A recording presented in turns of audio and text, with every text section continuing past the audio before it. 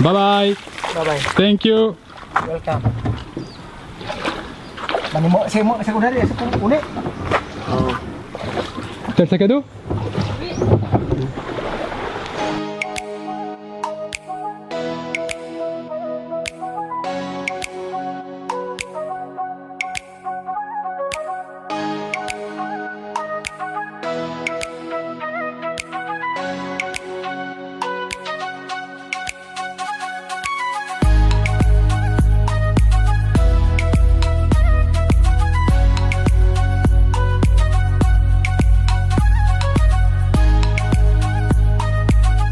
Il y en a beaucoup qui me demandaient comment est-ce qu'on portait les enfants.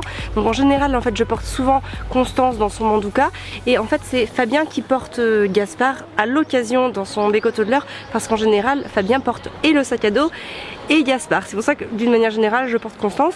Là Gaspard avait un gros besoin de moi, alors on switch sans aucun problème.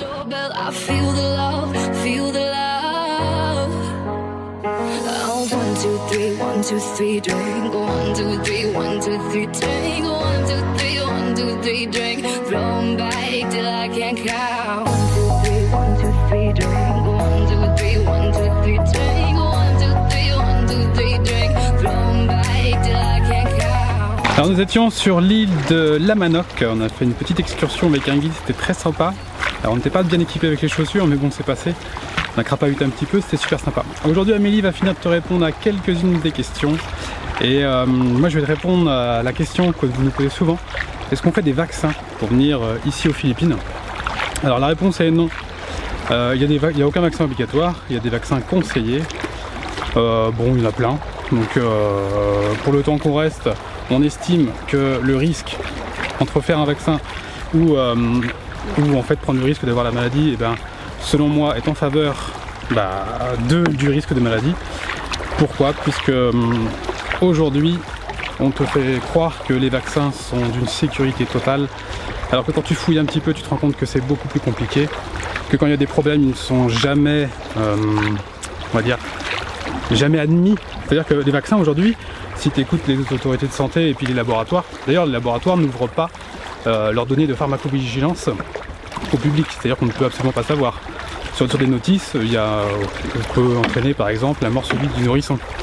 Mais ils te disent aussi que ça c'est juste, ça peut être un hasard, que ça peut être le simple ressenti en fait des parents. Par contre, s'il y a une diarrhée, on est ok pour dire que c'est le vaccin. Dès que ça devient grave, c'est plus le vaccin. Tu vois par exemple ici aux Philippines, je sais qu'il y a des risques de dengue et toute la population a été vaccinée avec le vaccin de la dengue, je crois que c'est Sanofi. Et aujourd'hui, la population locale met Sanofi ou la boîte pharmaceutique qui a fabriqué ce vaccin au tribunal parce qu'apparemment il y a beaucoup de problèmes. Bien évidemment, l'industrie dit que non, eux ils y sont pour rien, il n'y a aucun problème. Tout ça c'est le fait du hasard. Donc tu vois bien que les vaccins, ok, ça a sauvé énormément de personnes dans le monde. Après, il faut qu'il y ait un réel risque. S'il y a un réel risque, bien évidemment, il faudra mieux se vacciner que de rien faire.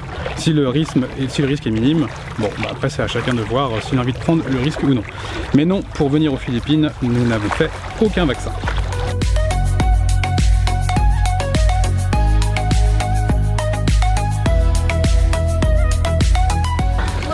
Fabien arrive dans son bateau et on le voit filmer son arrivée.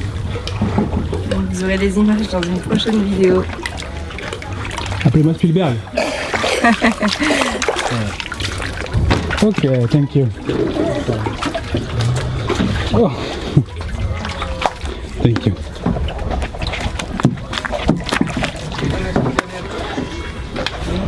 Alors bateau, c'est bien Dadou? Oui. Ah, c'était cool hein? Oui. Ah, moi j'ai bien aimé hein. Moi aussi.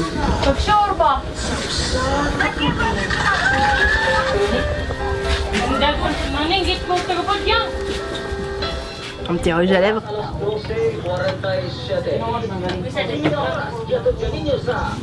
Séquence maquillage pour tournage. Steven Spielberg est à la caméra. Son actrice préférée va entrer en scène. Attention. Questions ou réponses. Troisième vidéo. Scène 1. Première. Alors je vais te parler de la manière dont on gère les voyages avec des enfants, c'est-à-dire comment on leur prépare en amont et puis surtout qu'est-ce qu'on va en retenir après au niveau pédagogique, au niveau, voilà, au niveau instruction en famille notamment. Et c'est vraiment quelque chose que tu peux appliquer même si tu ne pratiques pas l'instruction en famille, puisque voilà, les voyages sont toujours une source de connaissances, qu'on soit en instruction en famille ou à l'école. Alors déjà en amont, je vais tout simplement leur présenter le pays où l'on va, je vais leur parler de la position sur la Terre, et puis voilà, on va pouvoir regarder sur le globe, on va aussi regarder sur un planisphère, et puis on va commencer à parler un petit peu de la culture, des gens, de la langue qu'ils parlent, de la couleur de peau, de la façon dont ils s'habillent, du temps qu'il fait. Voilà, ça c'est vraiment quelque chose que l'on fait sous forme de jeu. D'ailleurs on utilise le matériel que l'on a pour s'aider, donc voilà, le globe, le planisphère, on a aussi un petit coffret Montessori des éditions Nathan sur les différentes particularités du monde. Donc voilà, on a pris le coffret avec Arthur notamment, et puis on a parlé des Philippines, voilà. Et du coup, ça me permet aussi par rapport à la position du globe, donc on parle de l'équateur, parce que les Philippines ne sont pas très loin de l'équateur, et en fait, je vais justement parler du temps, et ce temps, je vais pouvoir le mettre en connexion avec l'inclinaison de la Terre, et donc pourquoi est-ce qu'il fait chaud à cet endroit-là, pourquoi il fait froid à d'autres endroits. Donc voilà, en fait, on fait vraiment tout un travail de géographie, on va dire, un petit peu d'histoire aussi, et ça permet en fait de mettre en relation énormément de choses. Moi, il faut savoir que quand j'aborde les apprentissages avec les enfants, ce que j'aime avant tout, c'est leur faire comprendre la connexion et la cohérence des choses entre elles. Qu'ils comprennent que il n'y a pas un élément tout seul, mais que tout fait partie d'une entièreté, et que c'est cette entièreté-là qu'il est important de comprendre. Et voilà, j'essaye vraiment de transmettre toute cette globalité. Ensuite, quand on est ici, on observe énormément de choses. On va observer voilà, les coutumes des gens, leur façon de parler, leur façon de se déplacer, leur façon de manger. Enfin, on observe vraiment énormément les gens qui vivent. D'ailleurs, au maximum, on essaye de se mélanger aux locaux pour être imprégné vraiment dans la culture du pays et d'en ressortir avec de belles valeurs, avec de belles images au fond des yeux.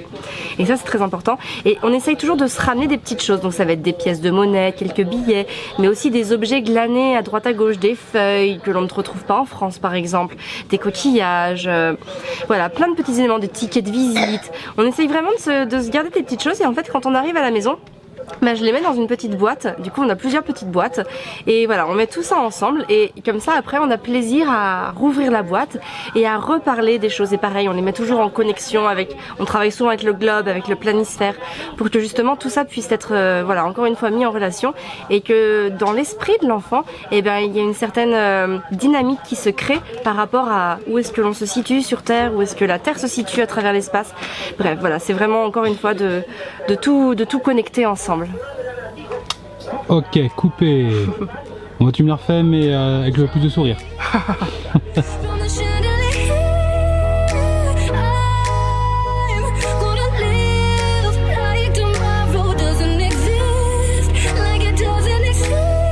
La cuisine.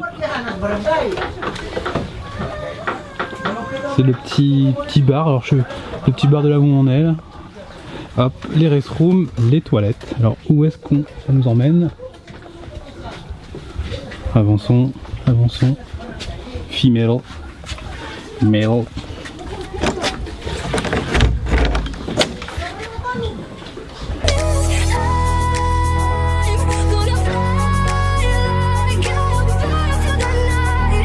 Fin de notre excursion à Lamanog Island.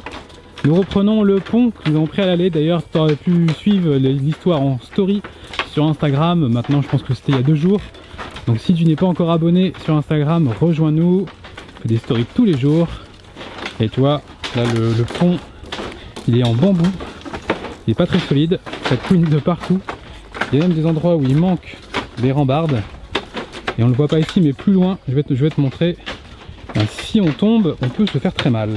Alors avec Arthur, on a fait un petit cours d'instruction en famille. On a vu comment étaient faits les toits des cabanes. Donc c'est avec des feuilles de bananier qui sont mises les unes sur les autres pour faire le toit, protéger du soleil et surtout de la pluie.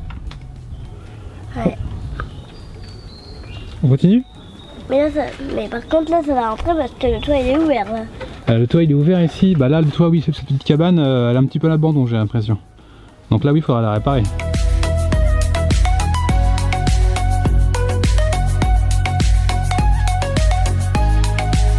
Bon bah là en fait on voit plus les stalagmites, enfin du moins les racines, parce que bah, la mer est montée. Mais voilà, si on était tombé dessus, on a pu avoir mal. Donc c'est pour ça que Gaspard est dans mon dos et que Arthur est très prudent. Un petit mot à rajouter mon Amel? Non, bah rien de spécial là, du coup je porte exceptionnellement le sac parce que du coup t'as Gaspard en dorsal alors que d'habitude tu mets Gaspard en ventral pour pouvoir porter et Gaspard et le sac à dos parce que tu filmes là. Ah c'est pour ça, Steven Spielberg is back.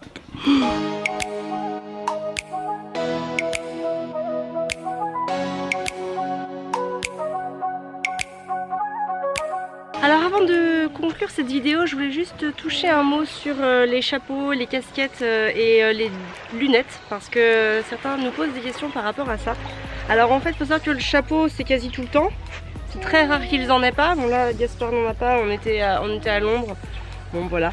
En général, ils les ont vraiment tout le temps vissés sur la tête. Après c'est du bon sens, si on est à l'ombre c'est pas bien grave si ils n'ont pas leur chapeau, leur casquette. Par contre pour les lunettes c'est une autre histoire, c'est à dire qu'en fait nous leur avons expliqué un petit peu l'intérêt de mettre des lunettes, ils nous voient en porter. Mais d'ailleurs on a toujours leurs lunettes avec nous. Par contre parfois ils ont clairement pas envie de les mettre. Et en fait il faut bien savoir que quand on a une visière, et bien en fait les yeux sont déjà protégés en fait de la luminosité, ce qui veut dire que ça les gêne pas beaucoup de ne pas avoir de lunettes. Donc après on les contraint pas à porter des lunettes, c'est eux qui gèrent leurs besoins et leurs ressentis, enfin selon leurs ressentis, selon ce qu'ils préfèrent ou non. Voilà, bah sur ce je vais te laisser, donc tu peux bien sûr aimer, partager la vidéo comme d'habitude, nous on va aller se rafraîchir. Et puis tu peux bien sûr t'abonner à la chaîne Famille Épanouie. On parle beaucoup de maternage, cododo, allaitement, santé de l'enfant, nutrition, et puis bien sûr hein, de la parentalité positive et bienveillante. Et voilà, plein de belles choses, tout un beau programme. Je te souhaite une très belle journée, prends soin de toi et de tes enfants. Vous faites quoi ? Alors on a trouvé une... Enfin Arthur nous a ramené une noix de coco. Attends mon chéri, Arthur nous a ramené une noix de coco et on l'a jetée par terre, on l'a explosé.